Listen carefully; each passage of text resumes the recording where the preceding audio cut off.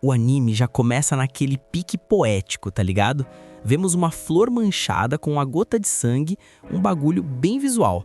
A câmera faz aquele movimento de drone e foca numa galera que a gente não consegue ver os olhos, mas eles estão lá, assistindo um evento bizarro com aquela cara de que tá pegando? Até um corvito colando rolê pra dar um check, como se a própria natureza tivesse sentido que o clima pesou e que o que tava rolando ali não era nada normal. Aí o bagulho fica tenso. Vemos uma espada que parece que corta até pensamento, pressionando o pescoço de um maluco. Só que tem um BO. Por mais que o carrasco bote força, a lâmina não atravessa a skin do cara de jeito nenhum. O narrador já manda o papo reto. Decapitar alguém é um trampo complexo pra caramba. O espadachim tem que ser muito brabo porque o pescoço humano é cheio das manhas e não é qualquer corte que faz o serviço. Enquanto isso, o nosso prota de cabelo branco tá lá, ajoelhado, só esperando o verdugo terminar o serviço e mandar ele de arrasta pra cima. Na frente deles tem um maluco gordinho, e já vou avisando, não sou eu, beleza? Sem piadinhas com meu shape, que deve ser o Shogun, assistindo tudo com aquela cara de pão de quem tá vendo um filme de sessão da tarde. O verdugo, já ficando meio pistola, tenta degolar o prota de novo e pergunta se ele tem últimas palavras. O prota, naquele estilo tô nem aí, manda um tenho nada pra falar não. O espadachim vai com tudo pra cumprir o contrato, mas a espada simplesmente não entra, o metal não tanca o pescoço do maluco. A gente descobre que cortar uma cabeça de um talho só é o modo hard da vida, e tá na cara que esse verdugo aí é um baita de um mosca morta, não consegue nem finalizar o serviço. O sujeito vai ficando impaciente, começa a atacar de forma agressiva, todo afobado, mas não arruma nada. O narrador continua explicando que geralmente quando o carrasco não acerta de primeira, o lugar vira um açougue de tanto sangue e bagunça. Aí entra aquela dúvida, se o prota não levou nem um arranhão, de onde veio o sangue daquela flor do começo? Olha, é anime, né, família? Não tenta buscar muita lógica não. O que importa é que a cena da flor ficou épica e pronto. No fim, a espada do cara estilhaça todinha, o metal dropou antes da vida do prota. O Shogun, cara de panificadora, fica em choque porque queria diversão e o prota dá aquele suspiro de que saco, totalmente desanimado porque nem a morte quer ele. O verdugo quase se caca de medo porque a situação tá bizarra demais. É aí que a gente vê bem a cara desse moleque de cabelo branco. Ele mesmo se questiona, por que eu não viro saudade logo? O anime ainda não mandou o nome dele na tela, então eu tive que dar um Google aqui. O nome do sujeito é Pedro Gen... Mentira, trollagem minha. O nome dele é Gabimaru, mas pode chamar de prota que tá tudo certo. O Gabimaru tá naquele estado de coringado total, sem nenhum apego pela vida, lembrando das mãos sujas com o sangue de centenas de pessoas. Ele não quer vida longa, ele quer o game over logo. Aí a cena muda e vemos uma mulher conversando com ele, que agora tá todo amarrado e guardado numa cela. Ela começa a soltar a ficha criminal do Gabimaru, e a gente descobre que o cara é um ninja treinado no modo ultra hard na aldeia de Iwagakure. Esse lugar não é brincadeira não, os caras treinam os ninjas mais apelões do mundo com métodos que deixariam qualquer um pirado. Ela comenta que faz sentido ele ter esse corpo bufado e sobre-humano, já que ele sobreviveu ao treinamento de demônio dessa aldeia. Ela diz que a galera de Iwagakure consegue quebrar espadas só com o corpo, e o prota manda real, diz que esses espadachins são uns idiotas que não fazem nem cócega nele, e que ele nem precisa de jutsu pra amassar os rivais. A mulher fica curiosa, pergunta se ele manja de jutsus e pede pra ele mostrar. O prota, todo marrento, pergunta o porquê, e ela diz que é só por curiosidade.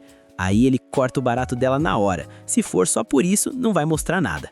Aí o Shogun, cara de mortadela, perde a paciência de vez e manda os caras queimarem o prota na fogueira. O Gabimaru tá condenado à pena máxima por causa de todos os BOs que ele cometeu. Os figurantes com corte de cabelo engraçado começam a montar a fogueira e o Gabimaru tá lá, amarradão num poste esperando o fogo subir. O narrador explica que no Japão antigo, quem morria queimado sofria pra caramba, os músculos contraíam até quebrar os ossos e a pessoa morria mais sufocada pela fumaça do que pelo fogo em si. Bagulho tenso. Os caras acendem a churrasqueira humana, mas o Gabimaru tá lá, de boa no meio das chamas, como se estivesse numa sauna. Ele nem sente o calor e o Shogun fica indignado porque nada funciona com esse cara. Em outra cena, o prota volta pra cela e reclama que não tá querendo ser imortal por querer, ele só quer sumir logo. A mulher continua lá, anotando tudo de costas. O Gabimaru reclama que tá com frio e pede uma roupa, mas ela nem se mexe, dizendo que tá focada no trampo dela de registrar o caso dele. Ele diz que a vida dele é um tédio, mas ela insiste nas perguntas. Ele conta que nunca conheceu seus pais porque o chefe da aldeia matou os dois para adotar ele. A cena é sinistra, o chefe executando os pais do cara na frente dele quando ele era só um bebê. Ela pergunta se ele tem sonhos, e ele manda o papo reto. Ele é um shinobi, não precisa de sonho, só precisa matar quem mandarem. A gente vê uns flashbacks dele segurando uma cabeça cortada como se fosse uma sacola de compras, mostrando que ele já está totalmente acostumado com a violência. Por fim, ela pergunta como um cara imbatível desses foi capturado. Ele confessa que tentou desertar da aldeia, mas foi traído pelos parças que o cercaram e entregaram ele de bandeja. Como desertar é proibido, ele nem reclama de ter sido pego. Ela pergunta por que ele quis sair da vida de ninja, mas a série corta para outra cena antes dele responder. Levam o Gabimaru para um quarto de rituais e lá tá ela, a examinadora. Agora ela se apresenta oficialmente como Yamada Azaemon Sajiri, uma espadachim de elite do clã Azaemon, a galera que é especialista em decapitar gente sem nem deixar o sangue espirrar direito. A mina é conhecida como a Decapitadora.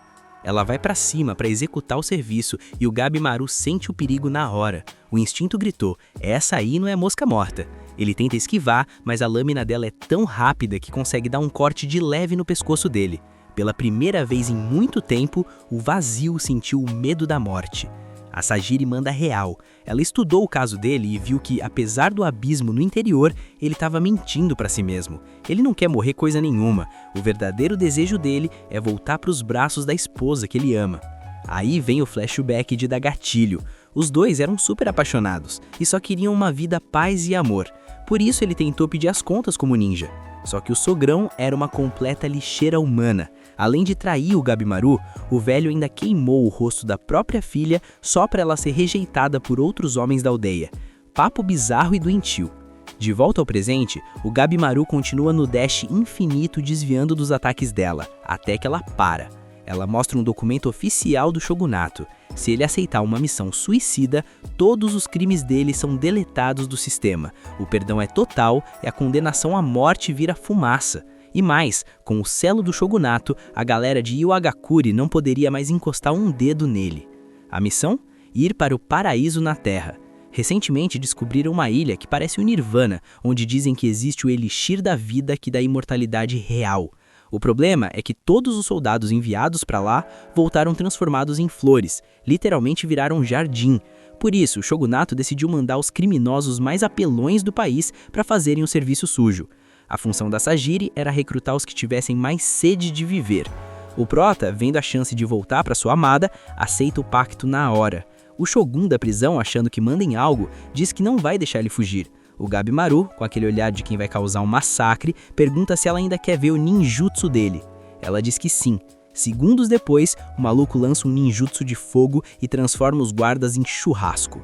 O objetivo está traçado, achar o elixir e voltar para casa. Aí a gente mergulha no passado da Sajiri. Ela lembra do pai aplicando a pena de morte num cara que estava contando uma piada. O pai dela era tão mestre na espada que cortou a cabeça do maluco com tanta precisão que o cara terminou a anedota antes de perceber que tinha virado saudade. Ela ficou impressionada com essa técnica limpa e tentou replicar. Ela virou uma mestre sim, e as decapitações dela faziam o corpo do condenado parecer manteiga. Mas ela tinha um ponto fraco, o medo. Diferente do pai, ela sente o peso das vidas que tira. Ela tem visões perturbadoras, sente as mãos das vítimas tentando escalar nela como se os fantasmas tivessem rancor. Um maluco de tapa-olho e cabelo ruivo, outro Azaemon, aparece para dar o papo. As execuções dela têm dúvida. Como ela hesita, o corte causa dor e por isso as almas não descansam. O objetivo é o corte perfeito, onde o criminoso simplesmente apaga, como se você puxasse a TV da tomada. Sem dor, sem ódio, só o fim.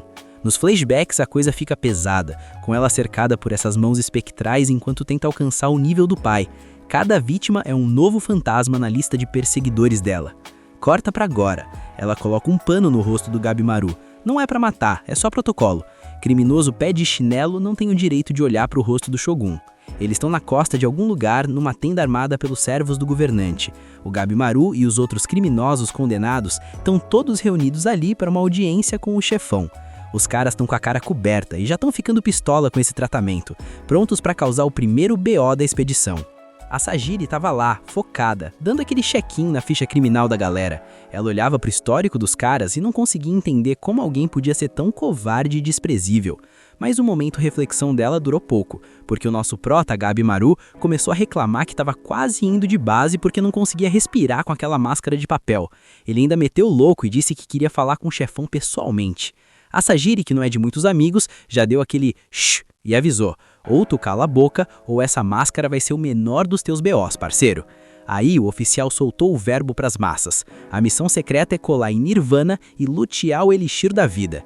Quem trouxer o frasco ganha o perdão oficial e fica livre pra viver a vida de boa.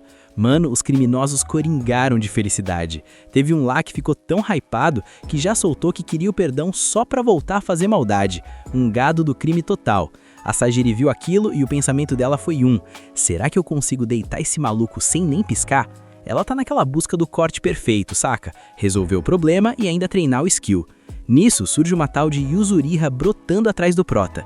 Ela já chegou reconhecendo o Gabi Maru, dizendo que ele é lenda no submundo, o cara que luta igual um psicopata e tem fama de ser sanguinário sem freio. Mas ela ficou meio decepcionada, viu? Disse que o prota é bem mais baixo do que dizem, small but deadly, né? A Sajiri ficou só de olho na fofoca e perguntou se ele era pior que os outros, porque o Gabi Maru tava numa vibe meio tanto faz, sem brilho nos olhos desde que aceitou a missão. Ela até usou a espada para dar uma investigada no ambiente e ficou toda arrepiada com a energia pesada. Aí, o porta-voz do shogunato começou a descrever a ilha. O maluco meteu que lá era o paraíso na Terra, um lugar lindo e maravilhoso. Óbvio que ninguém comprou a ideia. A galera começou a gritar, achando que era fake news total. Pra provar que o bagulho era sério, mandaram tirar as máscaras e mostraram um cara que sobrou de uma expedição antiga. O maluco tava sentado, mas tava brotando flor de dentro do corpo, tipo um vaso humano. Dos 60 que foram, só sobrou esse jardim ambulante.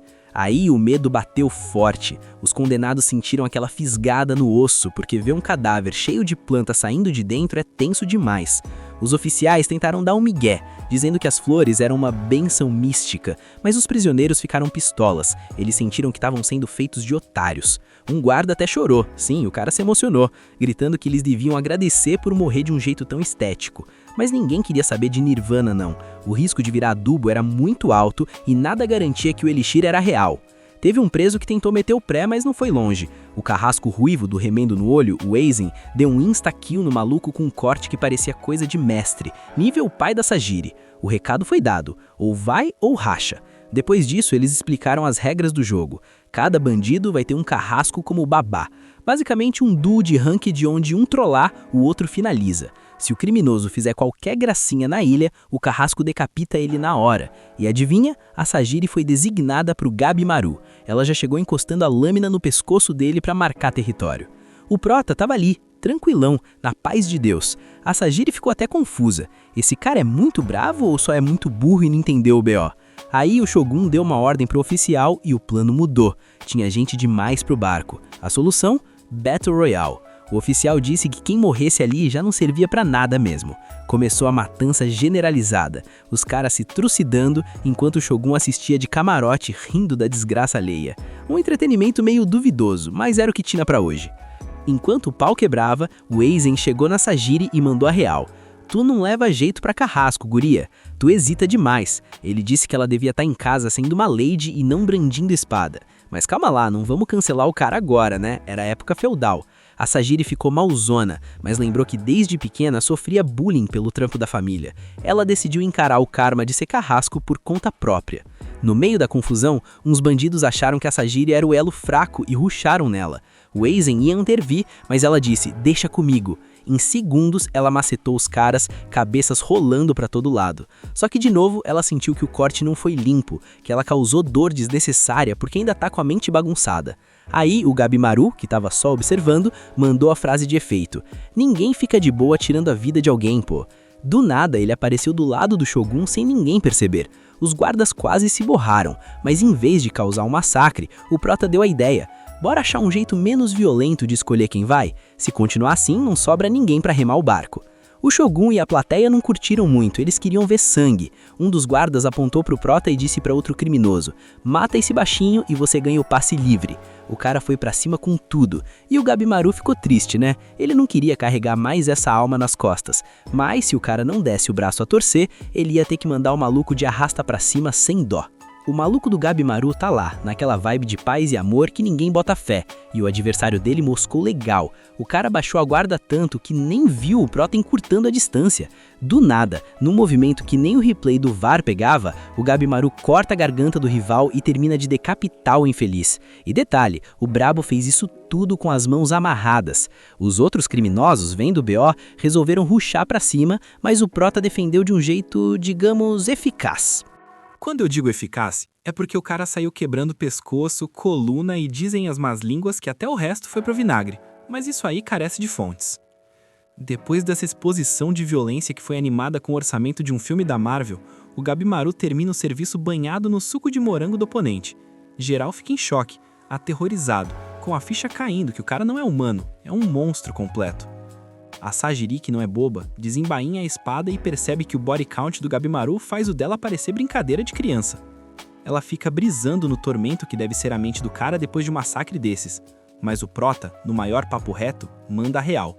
Ele tá pronto pro karma e não tem medo de mandar ninguém de base quando o roteiro exige. Nisso, a Sajiri tem um estalo mental. Ela saca que não precisa perder o medo de fatiar pescoços, mas sim aceitar o peso de coringar e o karma que vem junto igualzinho ao Gabimaru. Logo depois, os oficiais soltam a lista de quem vai pra expedição em busca do Nirvana.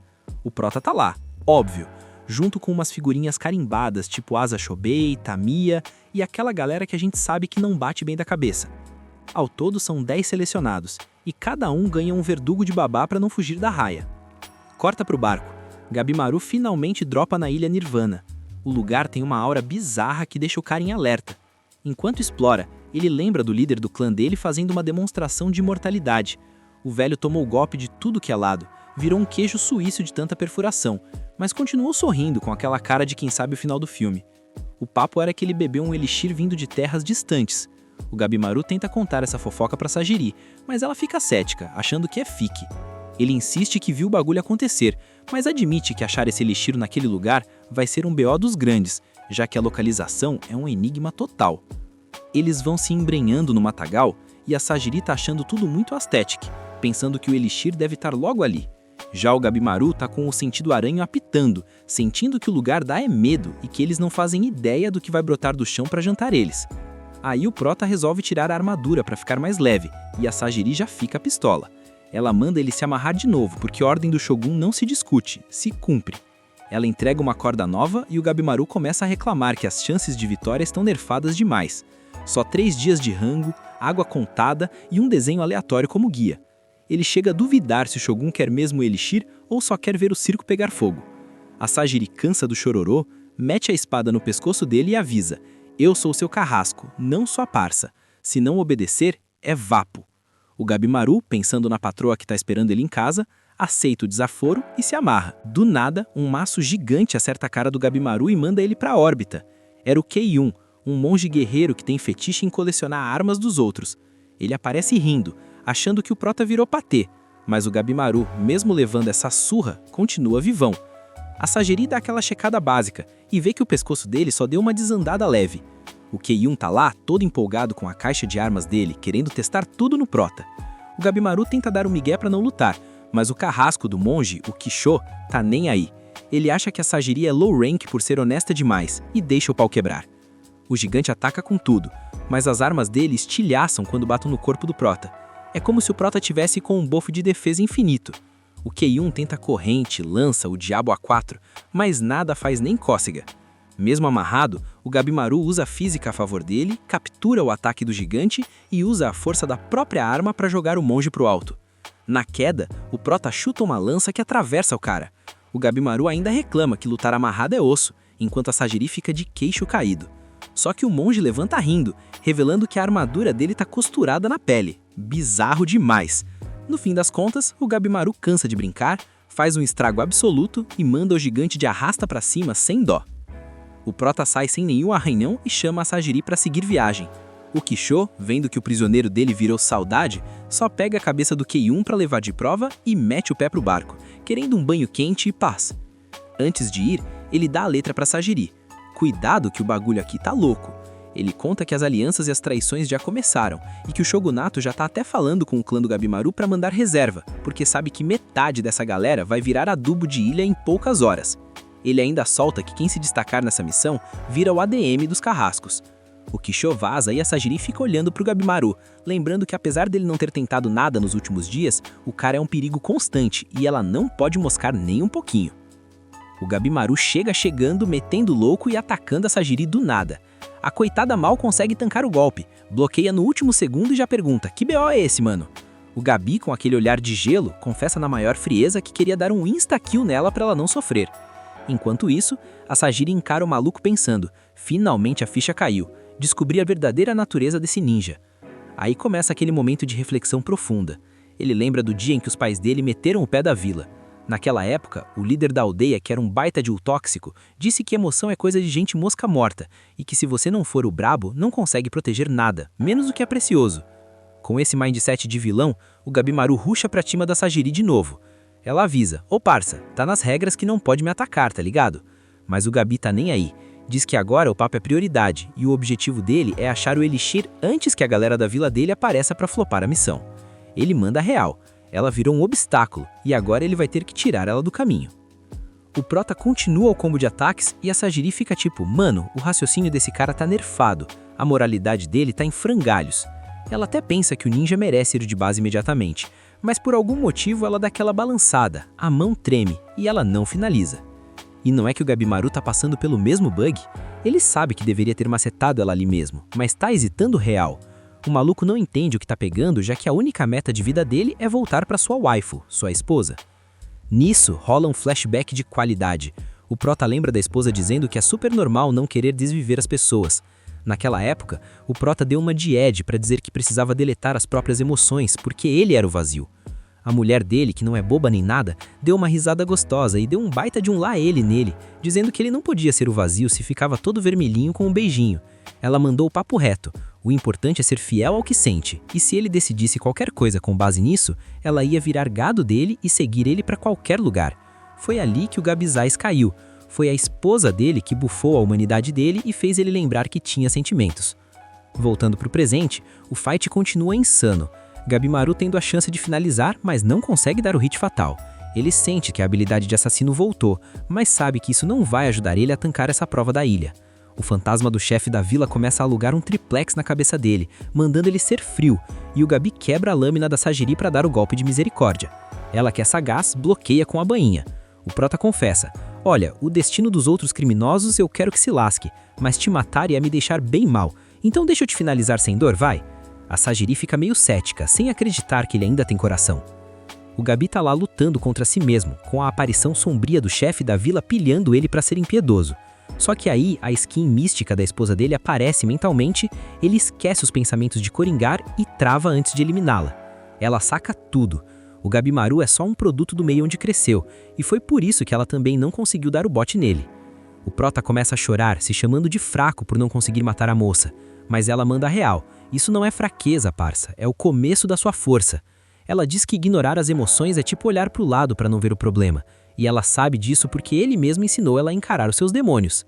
A Sajiri levanta, diz que vai deixar passar as mancadas dele e desafia o ninja a encarar os crimes e as emoções para recuperar a vida dele. Ela ainda manda: vou ficar do seu lado para ver se um cara como você consegue ter uma vida normal. A relação deles não mudou no papel, mas o Gabimaru já não é mais o vazio de antes. Enquanto isso, em outra parte do mapa, Fuchi e Tamiya estão em choque vendo umas estátuas bizarras na ilha, o que significa que já teve uma civilização ali no passado. Eles estão lá, admirando e confusos, quando Tamiya chega perto de umas borboletas para ver qual é daqueles animais. Uma delas dá uma picada nele e o cara tem um vislumbre na hora do que acontece se aquele veneno correr no sangue. É de arrasta pra cima, na certeza. Sem pensar duas vezes, o espadachim corta a própria mão e esmaga a borboleta. Logo depois, eles veem flores brotando do nada e umas criaturas estranhas saindo do mato, inclusive um gigante que tem mãos no lugar dos olhos. Que BO sinistro! Voltando pro squad principal, Gabimaru e Sajiri dão de cara com o bicho de cabeça de peixe. O prota já mete a máscara e se prepara para um X1. Gabi e a Sajiri estão cercados de monstros gigantes. Ela entra em choque, mas o prota tá no modo Rage, usando os poderes de fogo para incinerar geral. No meio do caos, a Sajiri fica moscando na frente de uma criatura, mas o Gabimaru salva ela de virar patê. Do nada, a Yuzuriha e o companheiro dela entram no servidor para dar um help. Quando a luta acaba, geral fica de cara como o prota macetou tanto monstro sozinho. Depois de um papo sobre os insetos e as bizarrices da ilha, o Gabi e a Yuzuriha fecham uma aliança. A Sajiri, vendo tudo aquilo, entra numa bad nervosa, sentindo que não progrediu nada desde que pisou na ilha, e acaba desmaiando de tanto estresse. Enquanto isso, os irmãos Toma e Shobi chegam na ilha em busca do Elixir. A gente descobre o passado deles e como o Toma conseguiu entrar pro clã dos Azaemon só para ser o carrasco e acompanhar o Shobi. Os dois estão andando pela ilha encontrando feras no caminho, mas como os dois são brabos e estão combando juntos, abrem caminho na base da porrada. De volta ao grupo principal, o Gabimaru decide levar a Sajiri no colo para ela não sofrer mais dano. Ela acorda e quando sai da caverna encontra o prota preparando aquele manche para a galera.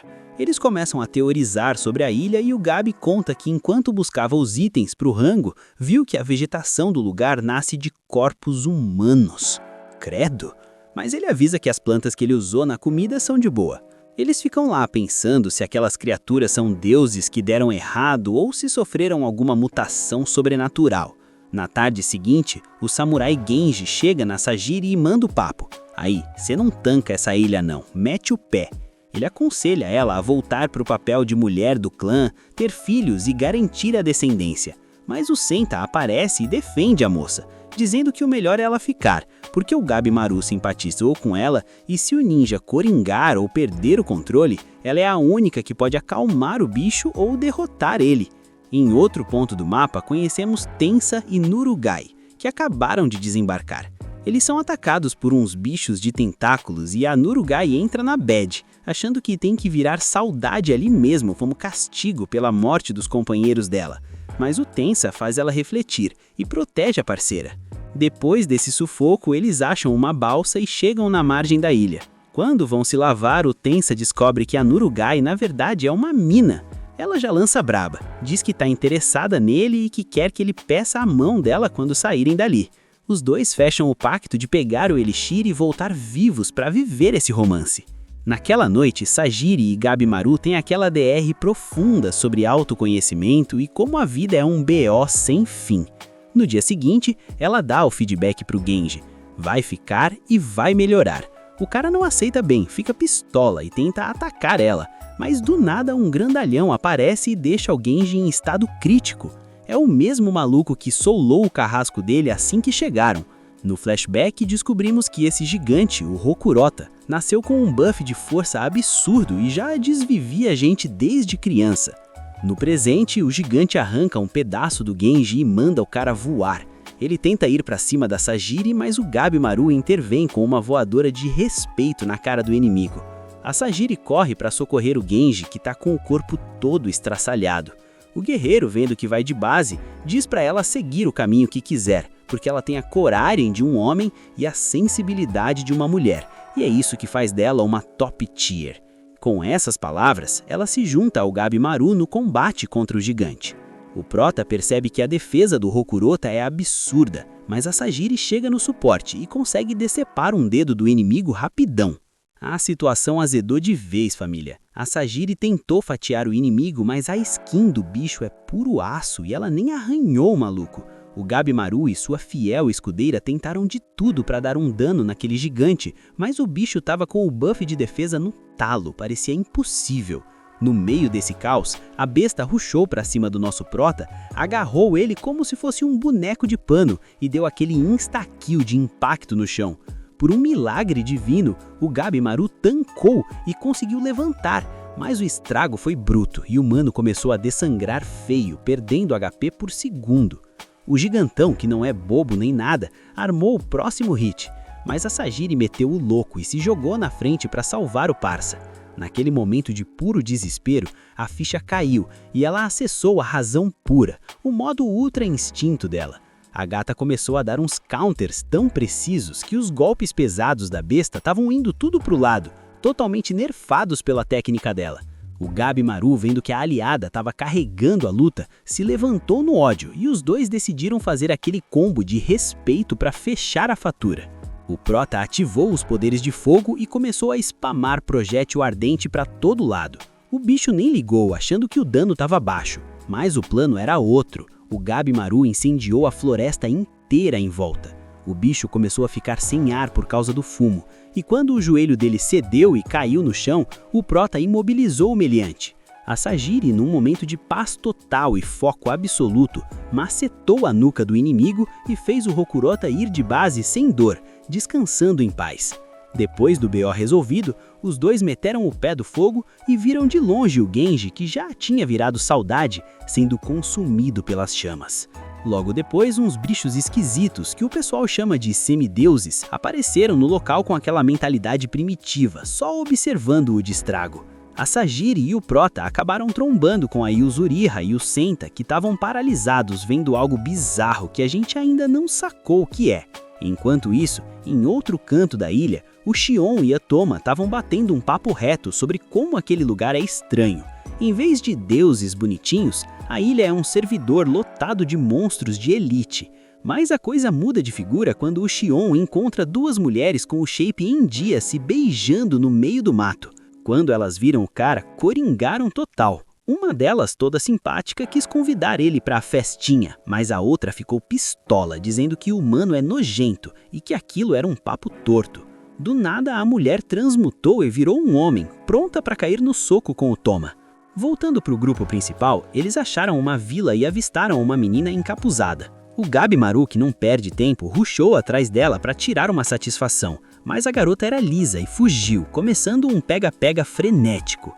No meio da corrida, apareceu um monstro feito de árvore para proteger a pequena. O grupo decidiu se divertir um pouco. A Yuzuriha e o Senta ficaram segurando o monstro árvore, enquanto o Prota e a Sajiri foram caçar a menina. Eles finalmente pegaram a garota, mas a bicha era forte pra caramba. Não era uma criança comum, não. O Gabimaru teve que usar umas lianas que achou por ali para imobilizar a pequena. Só que a menina começou a chorar, e a Sajiri, que é coração mole, mandou o Prota soltar ela e deu aquele abraço de mãe para acalmar os ânimos. Logo depois, a Yuzuriha e o Senta chegaram com o monstro árvore dominado. O bicho de madeira resolveu abrir o bico e pediu para soltarem a menina em troca de comida. A Yuzuriha, toda marrenta, disse que estava com o inventário cheio de itens e não estava interessada. Aí o monstro apelou, ofereceu um banho quente para a galera relaxar. Falou em skincare e banho, a Yuzuriha aceitou na hora e levou o grupo todo junto. Já na vila, o monstro, que se chama Roku, explicou que mora ali com a menina, a Mei, há mais de 1000 anos. Enquanto as meninas iam pro banho, o monstro começou a soltar o lore da ilha. O elixir da vida é real. A ilha se chama Kotuki e é dividida em 3 áreas: Eishu, a praia, Hojo, o centro, e Horai, onde o loot lendário, o Tan, fica escondido. Mas ele avisa, quem tenta pegar o Tan acaba batendo de frente com os Tensen, os ADMs da ilha que são imortais e perfeitos.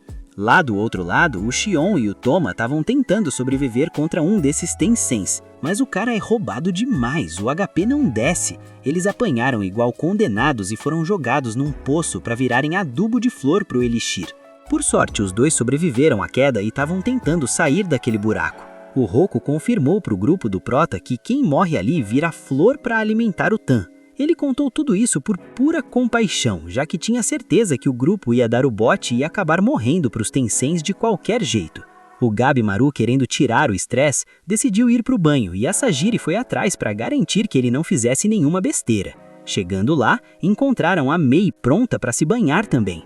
A menina ficou assustada, mas o Gabimaru estava nem aí, já que na vila dele banho público era o padrão.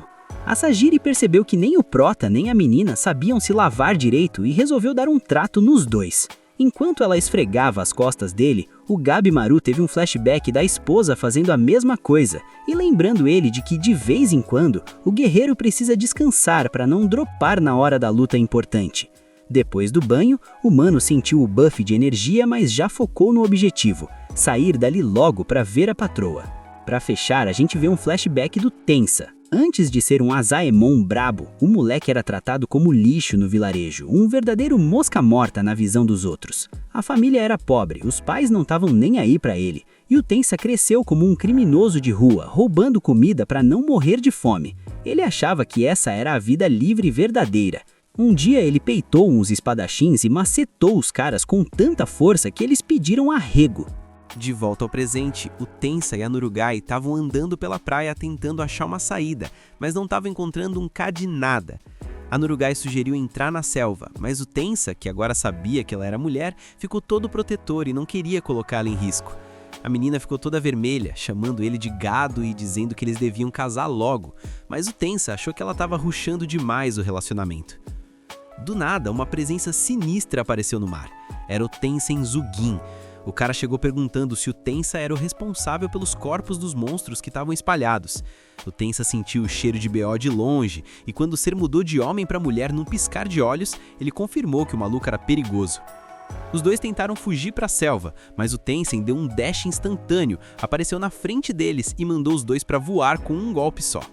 A Nurugai até tentou esquivar e socorrer o parça, mas o monstro já deixou claro, ia eliminar os dois porque não aceita hack nem alteração do equilíbrio da ilha.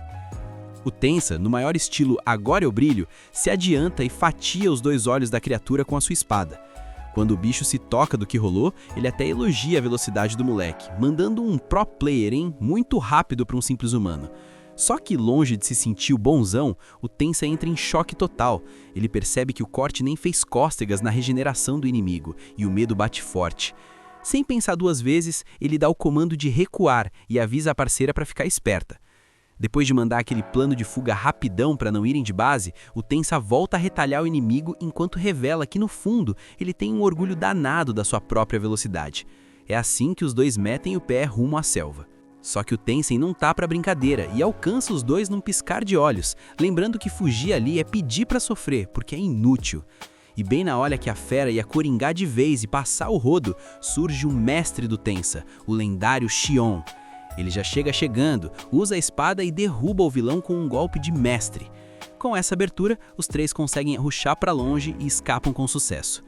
No meio daquela correria, desviando de planta e tudo que é BO, a Nurugai fica sem entender nada. Ela se pergunta como o Xion consegue correr daquele jeito, sendo que os olhos dele estão estragados e o cara é praticamente cego. O Tensa então manda real. O Xion é um mestre nível máximo, e mesmo sem a visão, ele enxerga o mapa inteiro usando o ouvido e o olfato. É o demolidor dos animes, papo reto.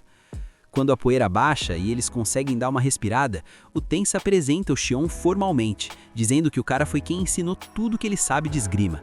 Ele termina a apresentação chamando o mestre de guerreiro extraordinário, mas o Xion, que não passa pano pra ninguém, já manda um esporro no pupilo por ele não ter cortado o inimigo do jeito certo. Ele avisa que o Tensa precisa focar mais da próxima vez. O moleque só pensa, meu mestre é carrasco até numa ilha cheia de monstros querendo nosso couro.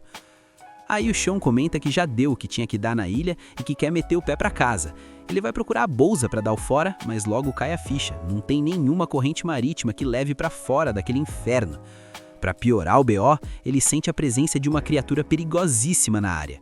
O plano muda, ele decide colar com os companheiros pra achar uma saída e lutar contra o que tiver que lutar.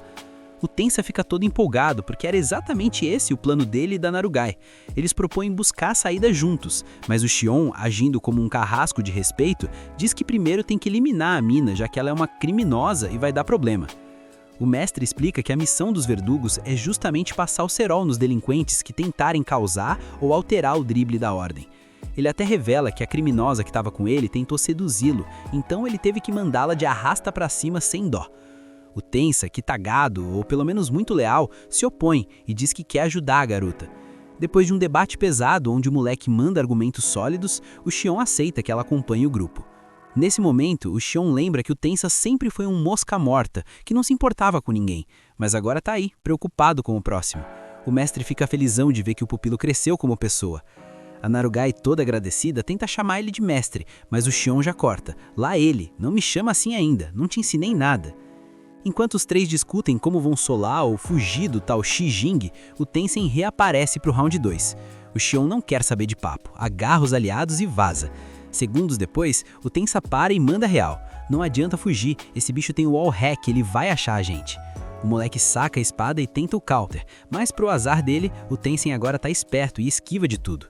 O monstro avisa que já se acostumou com o ritmo do garoto. Mesmo assim, o Tensa usa uma técnica especial e rusha mais uma vez, mas o resultado é o mesmo, o golpe não entra. O contra-ataque do Tenzin vem pesado, ele usa uns poderes sobrenaturais e deixa o Tenzin em estado crítico, com feridas que são insta-kill para qualquer um. No meio dessa bad, rola um flashback do Tensa perguntando pro Xion por que ele escolheu ele como discípulo. O mestre responde que viu potencial e queria transformar o moleque num espadachim de respeito. Eles treinavam pesado, mas o Tensa ficava frustrado porque não acertava um hit sequer, e sua habilidade era nível bronze. O Xion percebe que o pupilo tá pra baixo e diz que se ele tiver disciplina, o potencial vai dar um buff absurdo. Mas o Tensa não acredita, diz que no povoado dele geral chamava ele de escória. Ele tenta dropar o treinamento, dizendo que quer viver a vida de qualquer jeito. O Xion aceita, mas com um desafio. Beleza, pode ir, mas só se me acertar um golpe. Passam dias e o Tensa desiste do desafio, decidindo ir embora por conta própria. Mas a Aizen barra ele e pergunta se ele já conseguiu dar um soco no Xion. O garoto diz que isso é bobagem e que vai embora. A Aizen não impede, mas convida ele para visitar um lugar antes. Eles chegam num cemitério e ela mostra a lápide de um antigo discípulo do Xion. O segredo é revelado. No passado, o Xion não era tão focado no ensino. Aquele antigo aluno fugiu do dojo, virou bandido e, por ironia do destino, o Xion teve que ser o executor e tirar a vida dele. A Aizen conta que as últimas palavras do cara foram um pedido de desculpas pro mestre, e isso destruiu o Xion por dentro, fazendo ele prometer que se dedicaria totalmente aos alunos. Ela avisa o Tensa, se você sair agora sem rumo, vai virar saudade igual a esse cara aí, e o Xion não quer passar por isso de novo.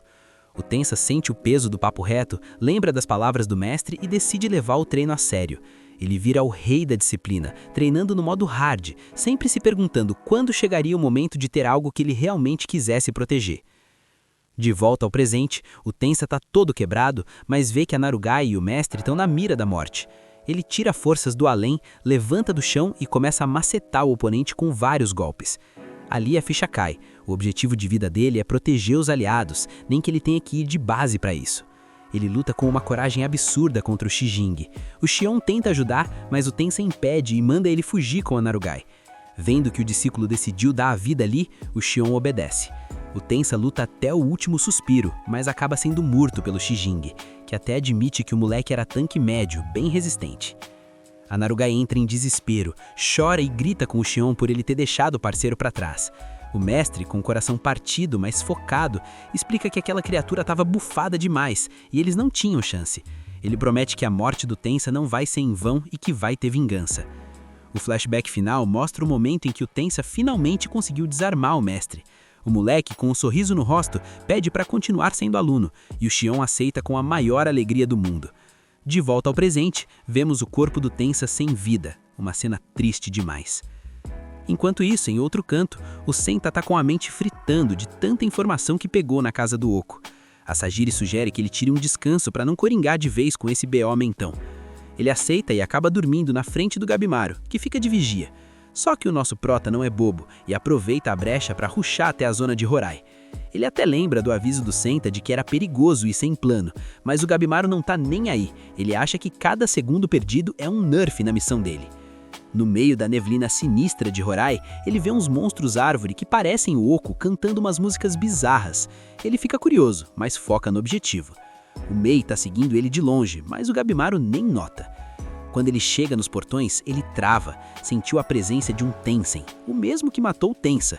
O prota não sabe do histórico do vilão, mas percebe que aquela mulher não é humana e já manda, identifique-se agora. O Tensen fica pistola com a interrupção e manda ele vazar, porque não tá com paciência para lidar com o humano hoje. Só que o Gabimaru percebe algo bizarro, aquele ser tem o poder de transformar a gente em elixir da vida. O modo combate liga na hora.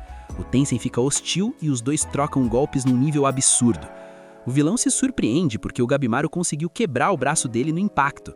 Antes do monstro processar, o Gabimaru já mete um kick que quebra o pescoço da criatura. Só que o bicho tem hack de regeneração e se cura na hora, revidando com um ataque que destrói o chão todo. O Gabimaru analisa a situação. Regeneração roubada, força bruta, esse é um dos Tensens. Sem perder tempo, o Prota usa sua técnica de fogo para tentar incinerar o inimigo e já olha para a porta para continuar o avanço, mas é surpreendido por mais um ataque pesado. O Gabimaru tá ali, todo carbonizado depois de ser jogado contra as paredes pelo Tenzin, que agora resolveu meter o shape de homem. O bicho tá achando que matou o Gabimaru sem querer e já tá chorando o leite derramado, porque queria o corpo dele para fazer elixir. Mas olha só a audácia, o nosso albino favorito levanta como se nada tivesse acontecido. Ele já chega perguntando se o bicho é um desses Tenzin que a galera comenta. O monstro nem responde, só fica ali, bugado, tentando entender como o Gabimaru tancou os golpes dele. O Prota não fala nada, só manda real. Cadê o elixir, doidão? Mas o Tenzin é mudo ou o quê? Não diz nem um pio. A luta continua, e o Gabimaru sente que cada pancada do bicho é pesada. O dano é real. Ele saca que trocar soco ali é pedir pra ir de arrasta pra cima, já que o monstro é bufado demais e parece imune a tudo. Só que o Gabimaru solta um chute e o bicho tosse sangue. O Prota fica tipo, ué, como assim? Mas antes da ficha cair, o Tenzin decide que é hora de mudar o visual e vira mulher. Do nada, o bicho começa a soltar umas rajadas invisíveis de força pelas mãos. O Shinobi toma um dano absurdo, mas tá ali, resistindo na força do ódio. Enquanto apanha, o Gabimaru entra naquele modo reflexivo. Será que eu vou dropar dessa luta? É aí que ele vê a imagem da patroa na mente e ganha um buff de motivação instantâneo. Ele atravessa o fogo do inimigo e avança, metendo louco. Eu vou voltar pra casa nem que eu tenha que sacrificar tudo. O Prota vira o Flash e começa a desferir golpes numa velocidade que o Tenzin nem consegue regenerar. O bicho fica estirado no chão, todo lascado. Gabimaru pergunta do elixir de novo, mas o Tenzin só ri, enquanto umas flores começam a brotar do corpo dele. O monstro solta um "vou levar bronca de novo" e pumba, vira um megazord de planta, um monstro floral bizarro. O Gabimaru tenta ficar na miúda para analisar o BO, mas o monstro floral começa a soltar uns raios que colocam uma pressão insana no corpo do Prota. Ele não consegue nem usar os poderes de fogo, nem esquivar.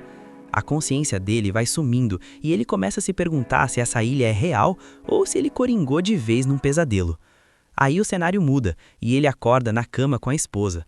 Ela tá lá toda preocupada porque ele teve um sonho ruim. O Gabimaru até chora, achando que o pesadelo na ilha finalmente acabou. Ela oferece um chá de crisântemo e ele sorri, aliviado. Mas a alegria dura pouco. Ele percebe que aquilo ali é a ilusão. Ele se desculpa com a versão imaginária dela por não conseguir voltar na vida real. De volta para o BO principal, o Gabimaru está sendo estrangulado pelo Tenzin floral. Mas o instinto de sobrevivência é forte. Ele lembra do antigo líder que ensinou ele a causar dano até o último suspiro. O albino ativa um poder chamado Igoshi e queima o tentáculo de planta do bicho, mas fica no estado crítico, sem conseguir levantar.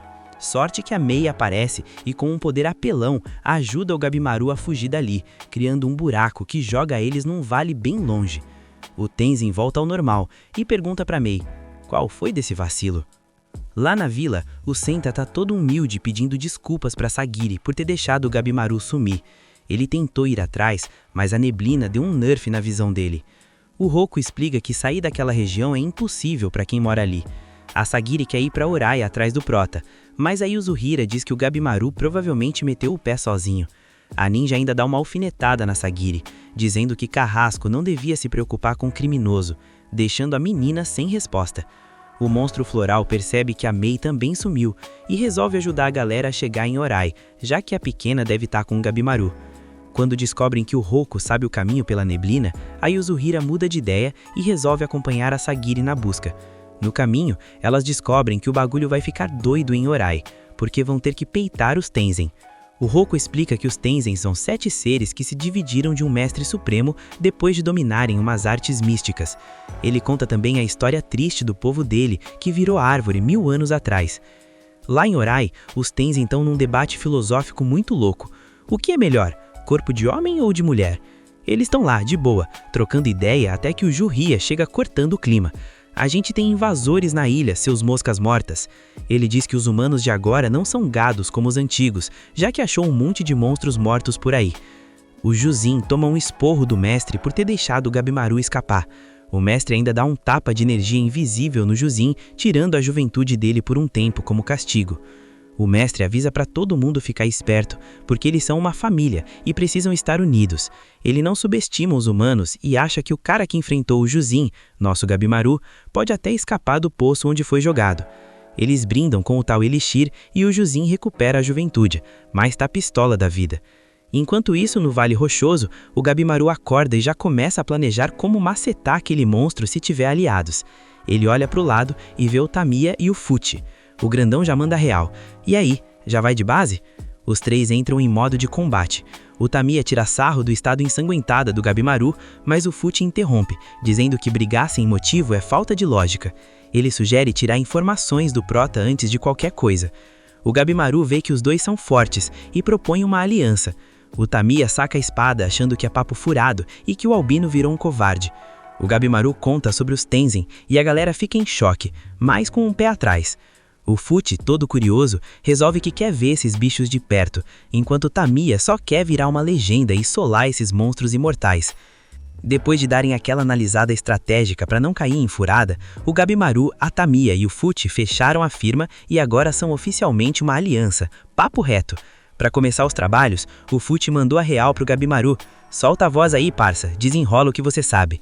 O Gabimaru já se preparou para dar a ficha da Mei, mas na hora tomou um susto. A pequena deu um buff de crescimento e estava visivelmente maior. Quando ele ouviu ela falando o nome dele, o coração até bateu mais forte. Ele já mandou logo a pergunta. E aí, você manja dos segredos daqueles Tenzin? Tem algum macete pra gente solar todo mundo? A Mei, com aquele jeito dela, explicou pro Gabimaru que o segredo para deitar aquelas criaturas é uma parada chamada Tal. Ela só deu um resumo básico, porque o bagulho é complexo, mas soltou as palavras-chave: forte, fraco, corpo e o tal do Tanden. Na mesma hora, o Tamiya e o Fuchi pescaram a ideia e explicaram que Tanden é aquela área ali embaixo do umbigo, o centro da força. Só que o papo foi cortado porque um grupo de inimigos resolveu aparecer para estragar o rolê. O Tamila, que não é de ficar parado, já rushou pra cima deles com tudo. Ele meteu o louco e pensou que o melhor jeito de entender o que é o tal é no meio do BO, descendo o sarrafo nos monstros. Enquanto isso, o Brutamontes do grupo botou a Mei no ombro para ela servir de GPS e guiar o caminho.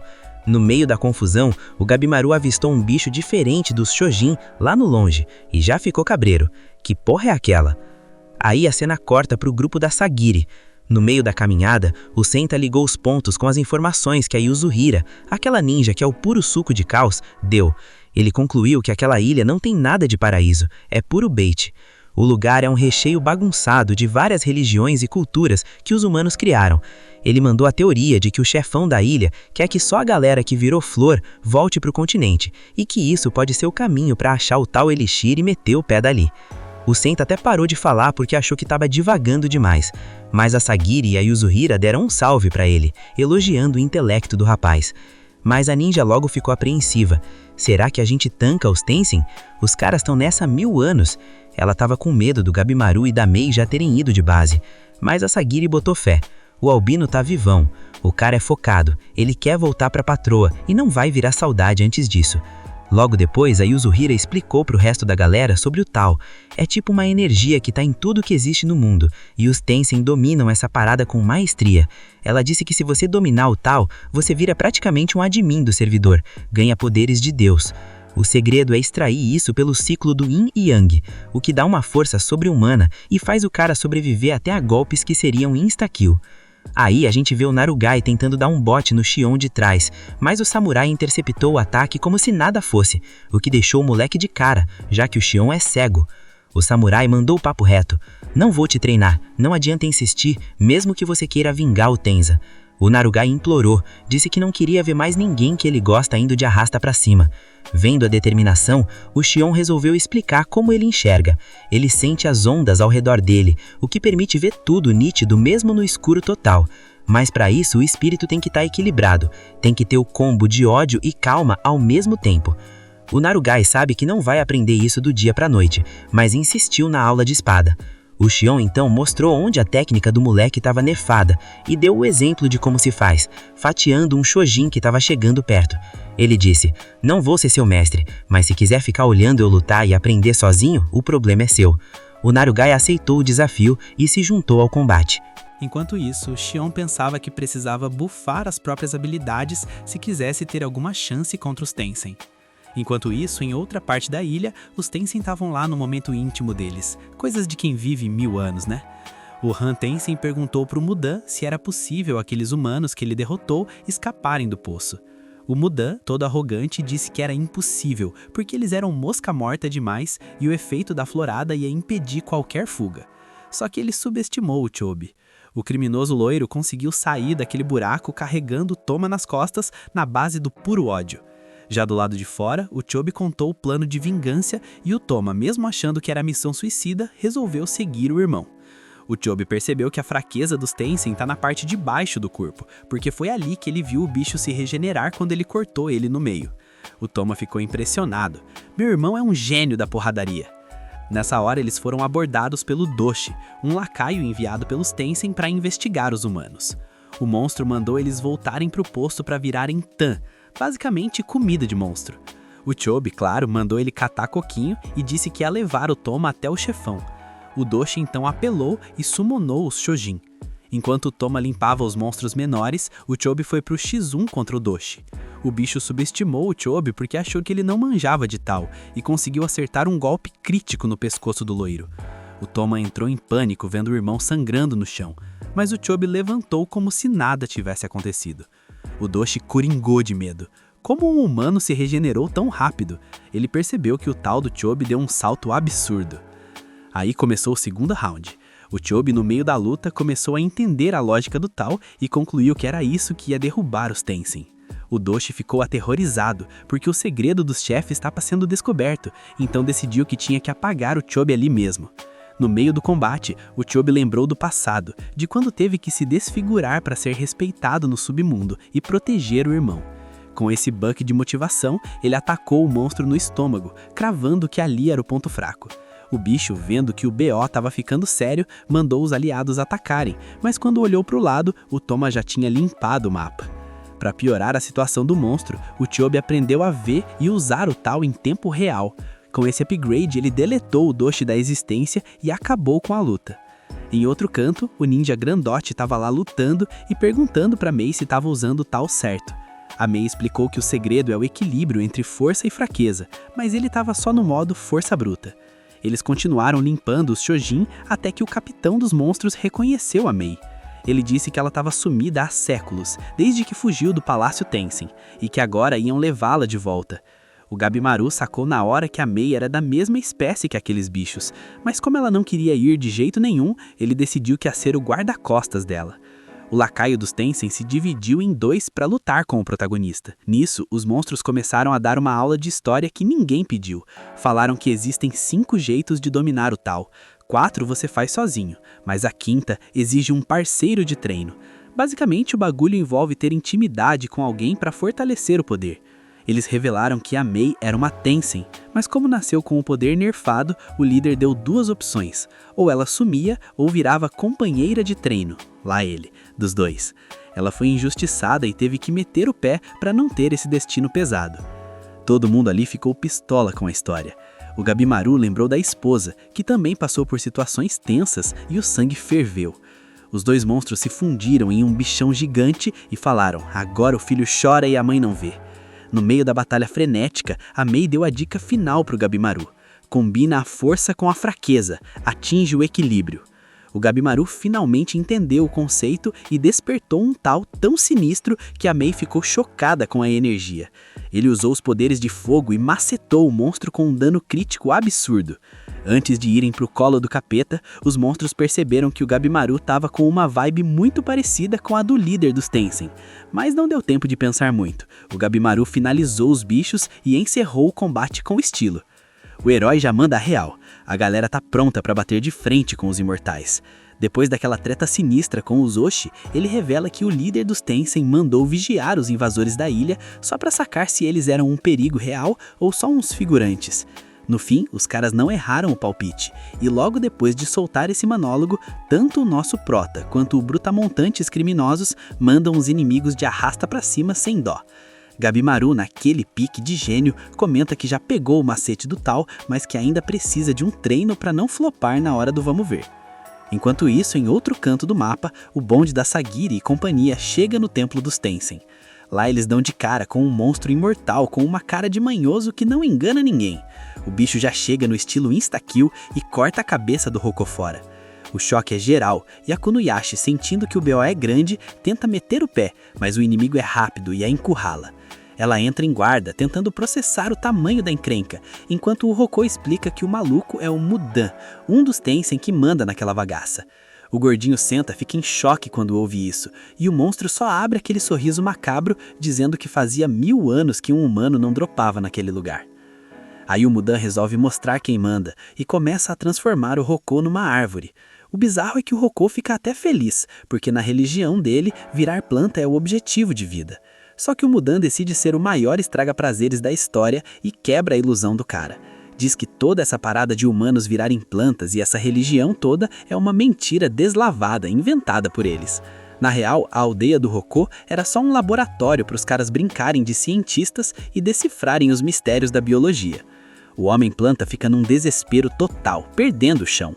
Para piorar, surgem uns humanos modificados, os guerreiros do Mudan, que imobilizam a Kunoyashi e deixam o resto do grupo na mira. O Tensen, todo folgado em cima de um dos seus lacaios, finalmente responde o que todo mundo queria saber e solta a bomba.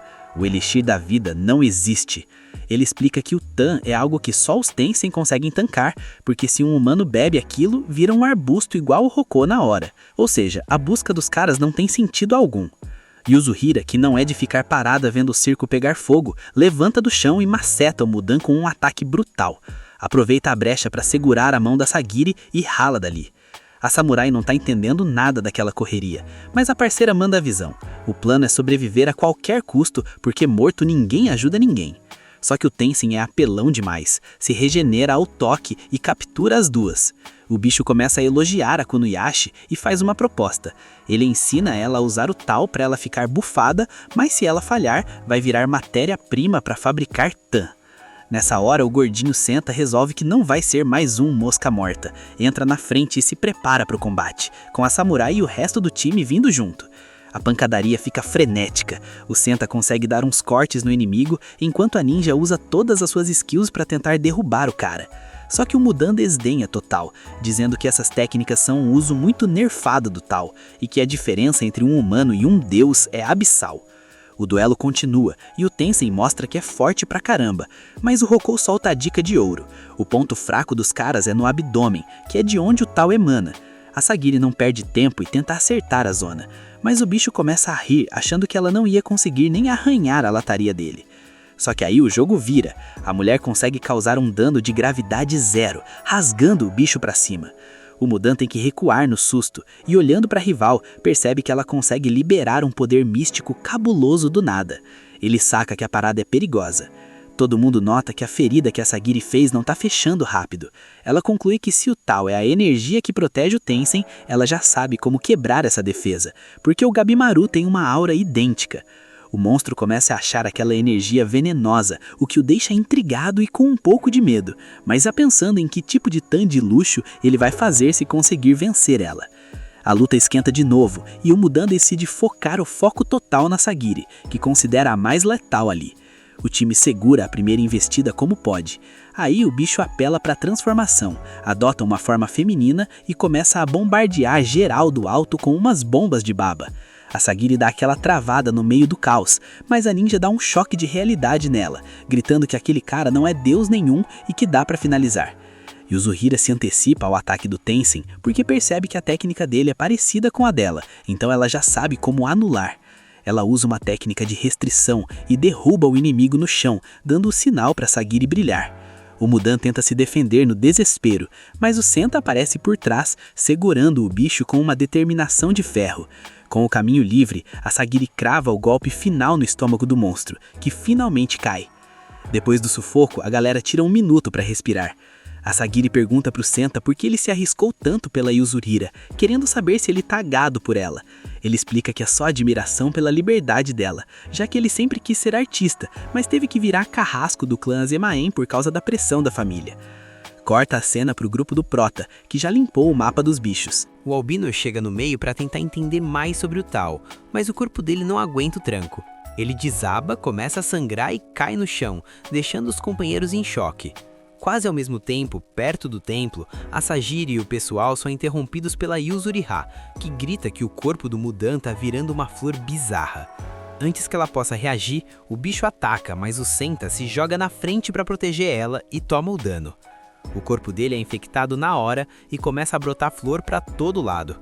Sem tempo para chorar, eles percebem que o Tensem virou um monstro gigante e muito mais perigoso. É nessa hora que a cavalaria chega para equilibrar as coisas e começa um duelo ainda mais insano. E assim termina esse episódio insano. Se você chegou até aqui, comenta queimado que eu vou te dar um coração, porque você é dos verdadeiros. Não esquece de dar aquele soco no like, se inscrever e ativar o sininho. Rebobina se despede, até a próxima.